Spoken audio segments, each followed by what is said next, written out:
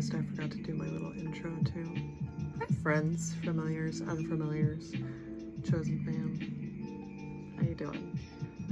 Today is one of the rare times you will see me in makeup because this was my Halloween look. Forest Fae. I've had a trend lately on Halloweens, the last couple Halloweens.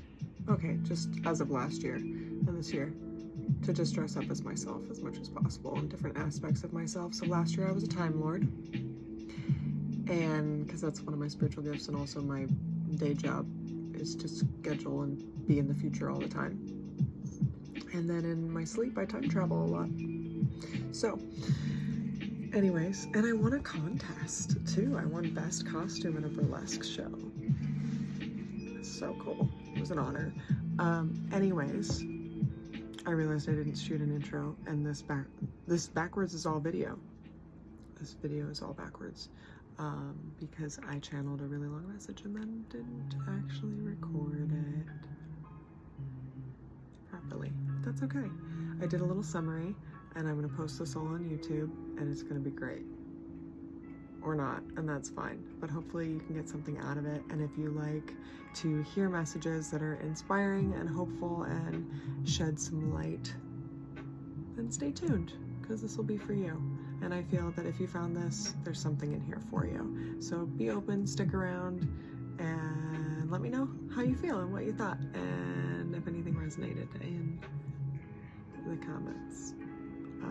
This might be a couple parts once it's on TikTok, because they only let 10 minutes be the max. So, see.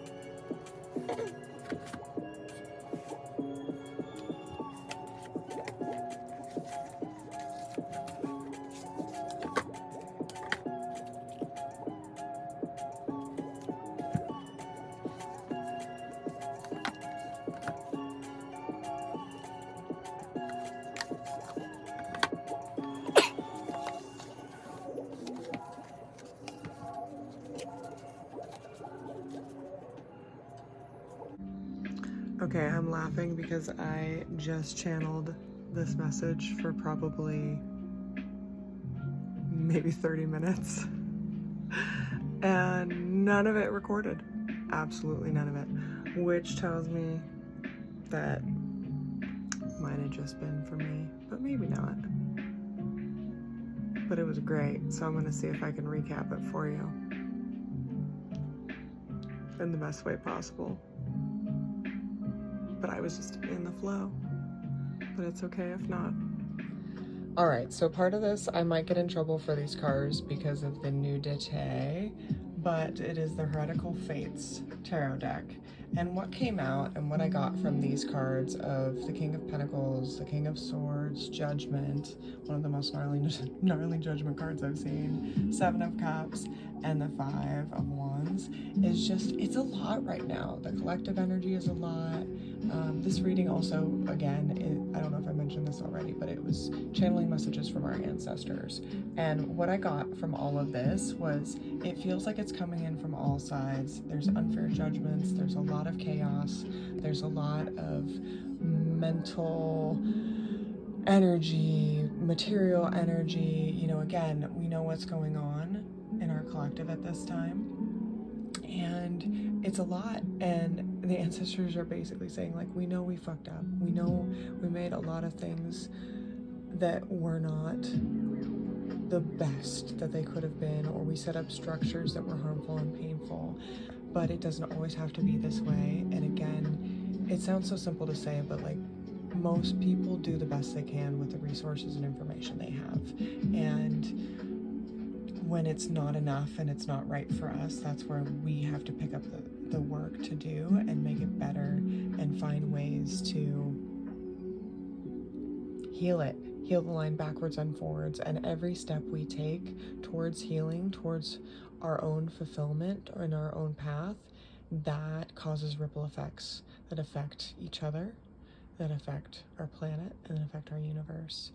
And the card that was coming up after all of this, basically saying, yes, this is here. Oh, the other story that I channeled was when I used to be a manager in retail, I had a man in his 70s, cis white man, that had said, oh, I feel bad for all you young kids, you know, all the younger generations, you know, being tasked with fixing all the problems that we created. And I said, well, sir, you're not dead yet, so you can be part of the solution if you were part of the problem. I thank you for acknowledging and taking responsibility, but you could also help us resolve it. And part of that is having the conversation, taking the ownership, and then using their power, influence, privilege, and resources to make it better. Be a part of the solution.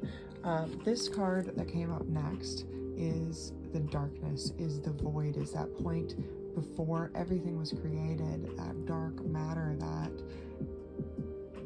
space before where everything came from. And it is that potent place for practitioners, for people of deep, deep, deep transformation, that shadow work. And the next card that came in too is this goddess, and I'm gonna have to look up her name again, but she's essentially a sin eater and would transmute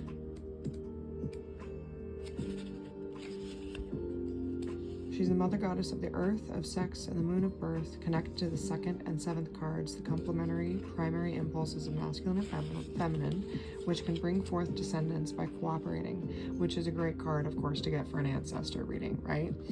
And I also was saying she reminds me of the crone, the mother, and the maiden, the triple goddess. Benevolent protector of fertility, we see her devouring a malevolent centipede. For she was also seen as a purifying goddess, to whom people confess their sins, which she purified by devouring them. So the advice of the dead for this is trust your intuition, but first accept and admit your own defaults to yourself. Only in this way can your journey be prolific, rich, and unobscured by your ego.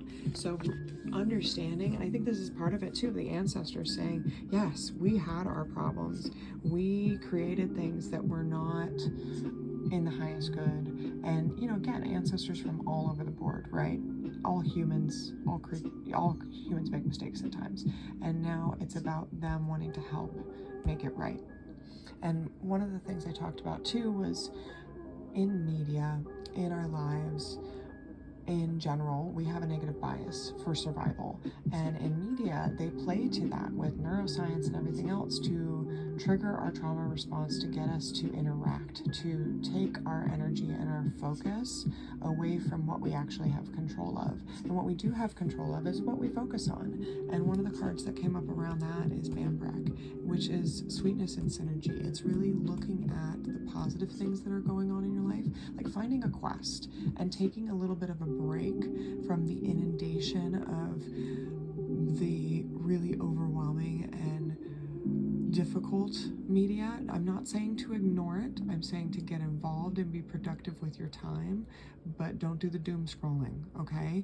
Take a break, drink some water, get in nature, find a way to donate your time or your energy or your money to places and people that matter to you, that need your help.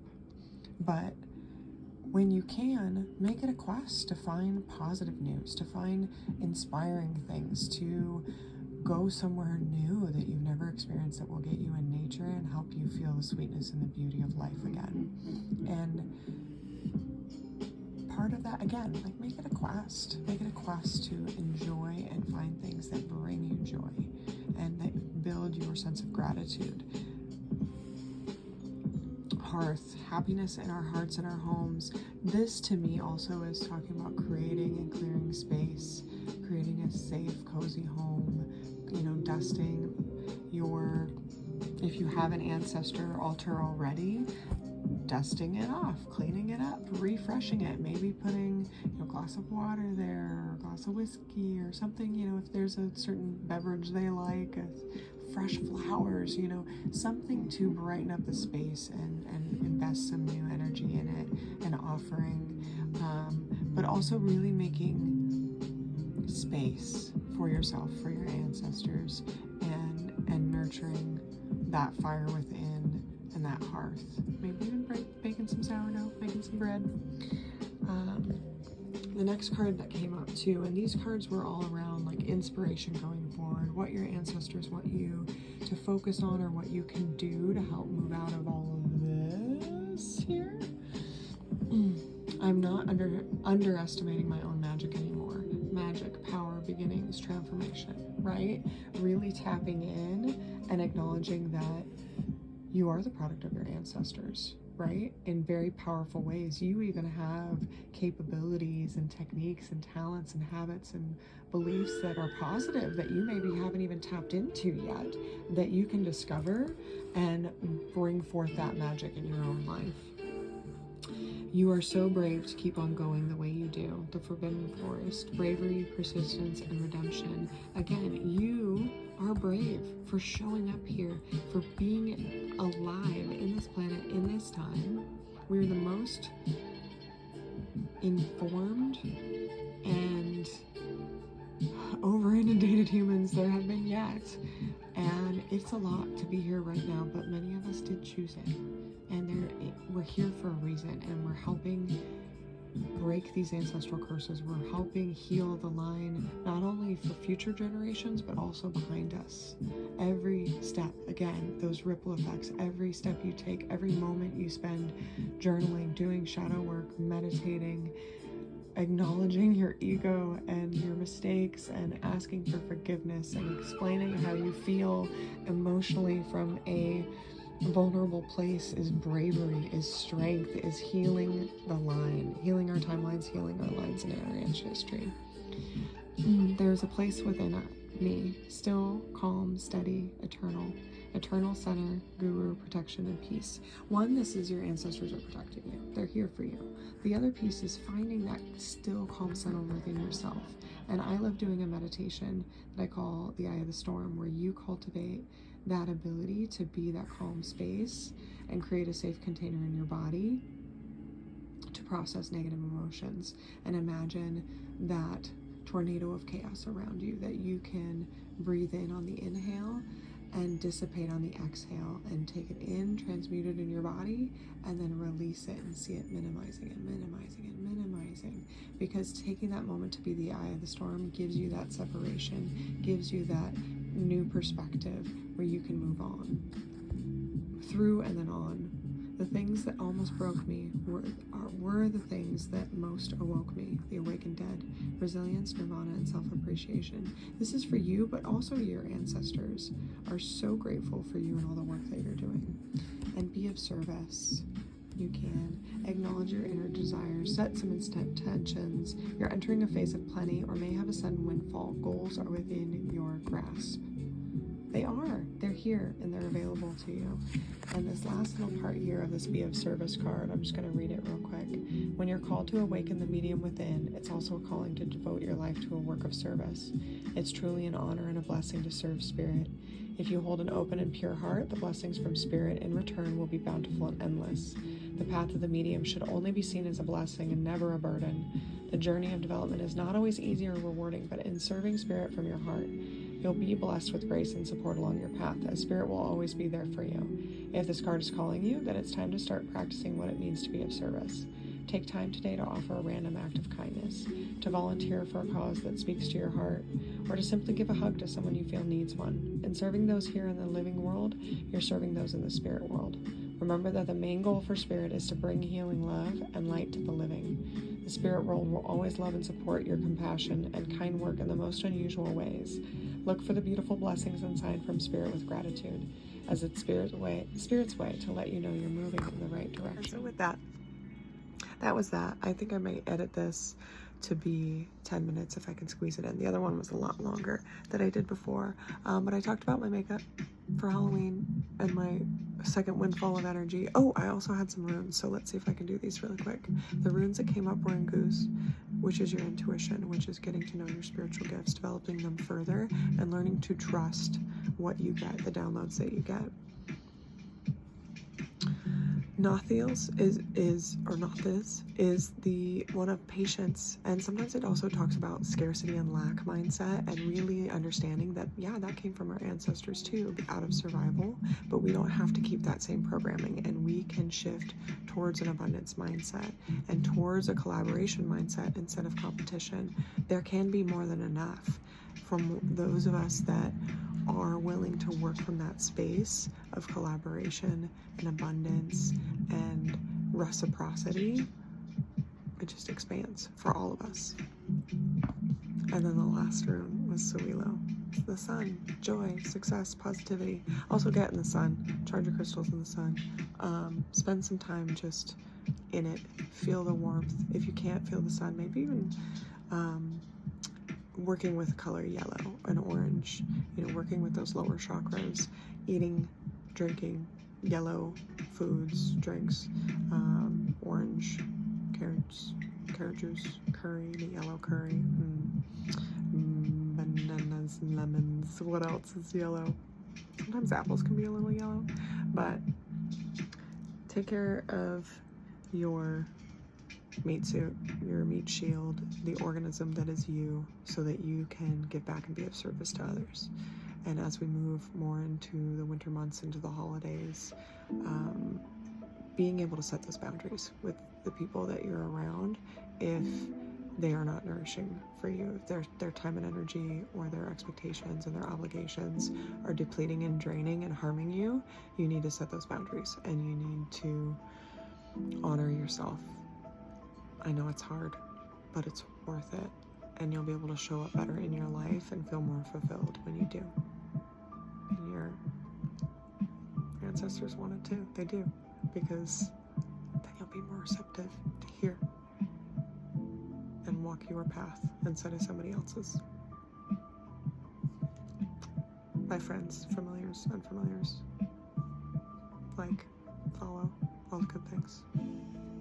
Happy Halloween, happy Samhain, blessed Samhain, happy Dia de los Muertos. Celebrate their lives, celebrate your life. Look for the joy, look for the good.